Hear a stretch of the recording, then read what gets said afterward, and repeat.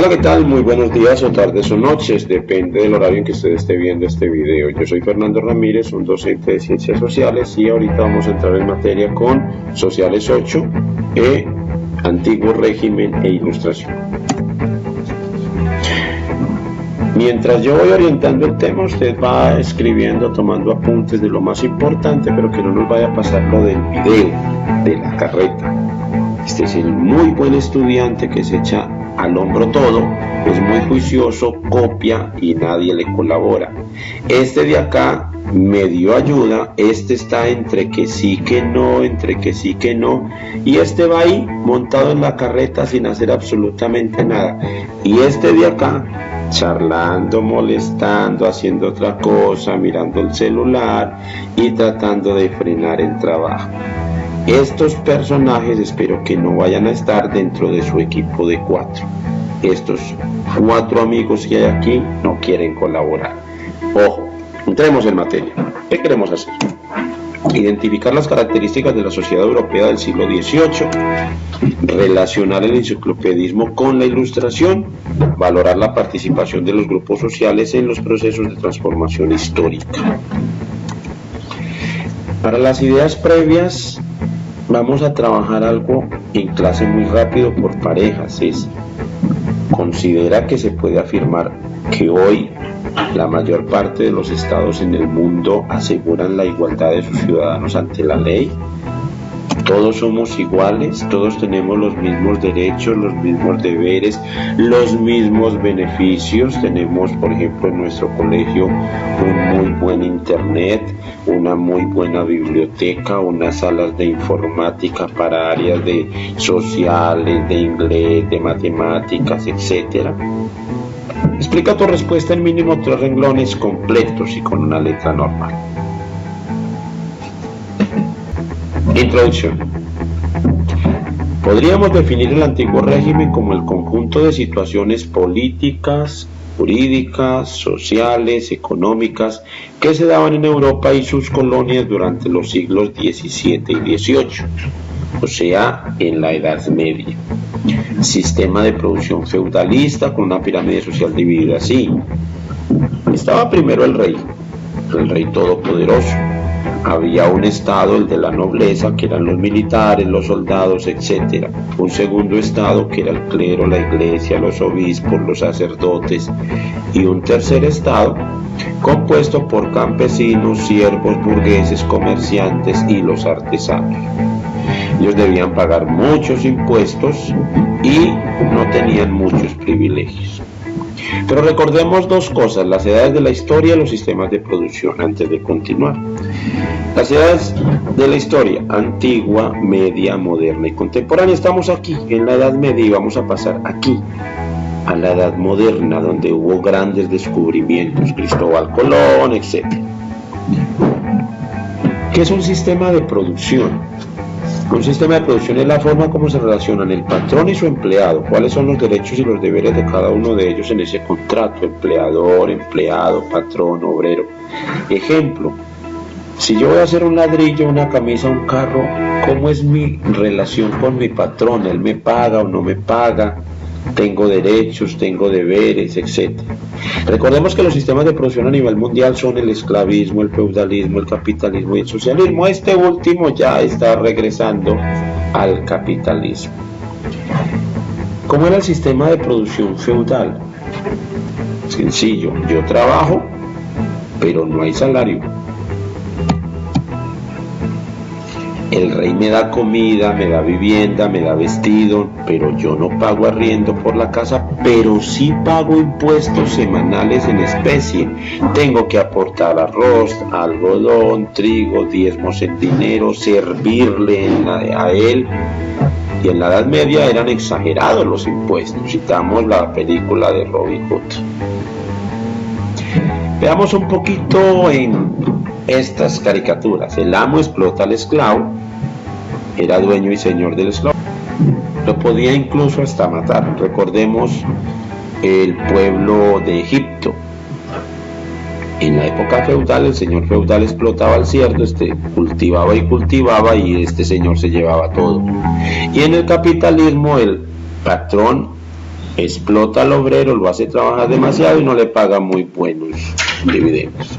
Entonces la sociedad estamental, sencillo, el rey vivía en su castillo, el clero vivía en su monasterio, los nobles, algunos también vivían en su castillo, pero tenían vida guerrera, se mantenían en torneos, en casas, fiestas y ceremonias. Los campesinos trabajaban aquí en la aldea del señor feudal y vivían aquí en la aldea. Y los burgueses, que construían sus casas, fabricaban muebles, sufrían frecuentes enfermedades, labraban sus escasas parcelas. Aquí, los burgueses. Ubicación espacial. El antiguo régimen estaba ubicado en Europa. Ubicación temporal, siglo XVII y XVIII. Podemos ir haciendo la línea del tiempo, que escoger una línea, colocarle una flecha, ir colocando las fechas más importantes y le vamos colocando arriba o abajo los hechos históricos que sucedieron. Aquí está, por ejemplo, 1748, publicación del Espíritu de las Leyes de Montesquieu, 1751, inicio de la realización de la enciclopedia en Francia, etc. Así se hace la línea del tiempo. El antiguo régimen se dio en Europa y también en las colonias americanas. La sociedad estaba marcada por un atraso tecnológico en la agricultura. Tenían problemas para sembrar, solamente sembraban lo que necesitaban, no había excedentes.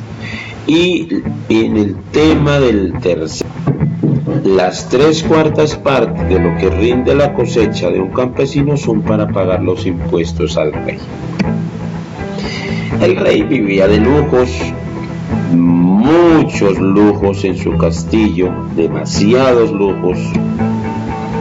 Y miremos que el antiguo régimen, como decía, tenía una monarquía absoluta, una sociedad estamental y una economía de subsistencia, agricultura de subsistencia de autoconsumo, la nobleza y la iglesia poseían la mayor parte de la tierra y el mercado interior estaba reducido a las ferias locales.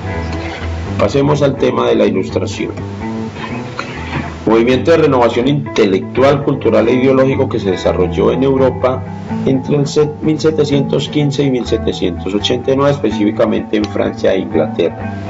Pretendió construir un mundo nuevo y mejor, basado en la razón y la ciencia, también se le llamó el siglo de las luces, y se basó en el humanismo renacentista y en la difusión de nuevas ideas. Este movimiento recibió gran influencia del racionalismo, doctrina filosófica que la manejaba el señor René Descartes, pero sin embargo también el científico británico Isaac Newton y el pensador inglés John Locke fueron considerados muy importantes en el tema de la Ilustración. Tenemos personajes muy importantes: René Descartes, John Locke, Voltaire, Bacon, Montesquieu, Rousseau, y investigadores como Harvey, Newton, este fue el más importante de todos, Lavoisier, Franklin, Linneo, Buffon, Celsius, ¿se acuerdan de los grados Celsius y los grados Fahrenheit? Reaumur y Watt, el que creó la máquina de vapor. Pero también nació una temática llamada la enciclopedia, que eran simplemente unas publicaciones. A esa publicación le llamaron la enciclopedia y fue Diderot el que la lideró. ¿Y quiénes escribían en la enciclopedia?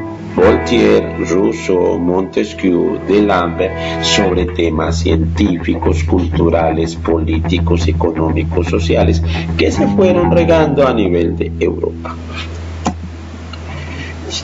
Montesquieu nació en París y él consideraba que el absolutismo, o sea, el poder en las manos de una sola persona, no era buena idea. No era buena idea. Por eso propuso en su gran libro El Espíritu de las Leyes que se debería dividir el poder en tres: el ejecutivo, el legislativo y el judicial. El ejecutivo para gobernar, el legislativo para hacer las leyes y el judicial para hacerlas cumplir.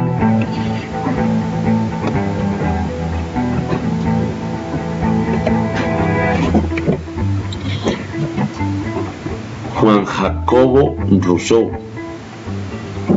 escribió un libro llamado El contrato social. Dice que para vivir en sociedad los seres humanos acuerdan un contrato social. ¿Qué es un contrato social? Por ejemplo, en nuestro caso, nuestra Constitución Política de Colombia, donde hay derechos y deberes y que todos nosotros acordamos cumplirlos.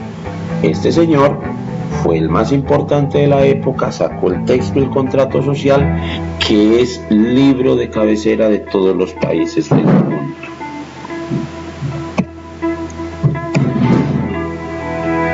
El señor Voltaire, que también nació en París, dice que el hombre debe seguir sus propias ideas y opiniones con respecto a la religión y a la práctica de la misma. En sus cartas defendió la libertad religiosa y negó definitivamente el origen divino de los reyes.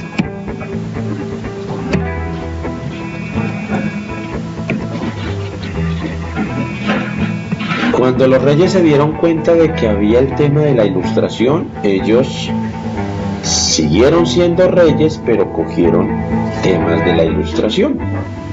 O sea, se encargaron de tener esas muy buenas ideas ahí, pero seguían siendo los reyes, por eso se les llamaron reyes o despotismo ilustrado. Numerosos soberanos de Europa, motivados por el modelo del rey filósofo del que hablaban Voltaire y otros pensadores, defendieron de esta forma de gobierno, pero seguían siendo reyes. Carlos III de España, José I de Portugal, Federico II el Grande, Catalina II de Prusia, todos ellos intentaron desarrollar de algún tipo de reformas en distintas áreas: educación, justicia, agricultura, libertad de prensa, tolerancia religiosa. Pero insistimos, sus gobiernos seguían siendo absolutistas, o sea, el rey es el que manda y el pueblo es el que obedece. Tenemos a Catalina II, Federico II, hijos. En esta época aparecieron nuevas ideas económicas llamadas mercantilismo, fisiocracia y liberalismo. Pero ¿cuál era la riqueza para los mercantilistas? La acumulación de oro y plata. Para los fisiócratas, la tierra, sembrar, o sea, el tema de la agricultura. Y para el liberalismo, el trabajo, la iniciativa privada, la ley de la oferta y la demanda. ¿Y cómo se manejaba el tema del Estado en el mercantilismo? Control estatal absoluto y la intervención. En la fisiocracia, no intervención del Estado. Dejemos que pasen las cosas, dejemos hacer, dejemos pasar, no nos compliquemos. Y en el liberalismo no había intervención del Estado y el Estado era solo un juez y gendarme. De esta manera hemos terminado el tema llamado el antiguo régimen y la ilustración. Ahora lo que vamos a hacer son algunas actividades como las siguientes. Vamos a calificar a través de una rúbrica. Vamos a colocar algunas ideas importantes para ganar tiempo. Esas ideas las tenemos en una fotocopia. Preguntas para la evaluación. ¿A qué se le llamaba antiguo régimen? ¿Cuáles son las principales características del antiguo régimen? Tenemos algunas palabras en el glosario, una bibliografía. Y en el trabajo para la casa vamos a hacer lo siguiente. ¿El dinero que me paga mi patrón me alcanza para sobrevivir? Sí, no y por qué. ¿Cuánto es el sueldo mínimo hoy? De un ejemplo con cifras reales de una pareja que tiene 2 hijos estudiando en un colegio.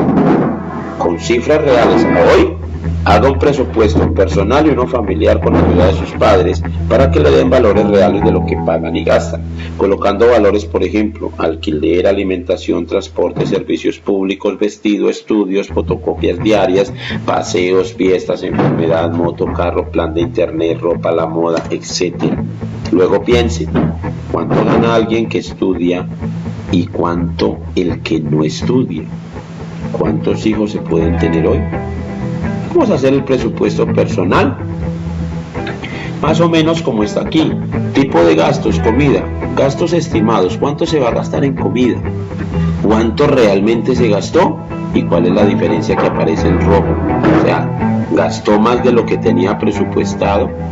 ¿Qué sucede si se pasa del valor presupuestado? Gasto estimado en fotocopias 2.000 al mes y me gasté 2.500. ¿De dónde saco los 500 pesos que me hicieron falta? ¿Qué haría usted como padre o madre de familia ante esta situación?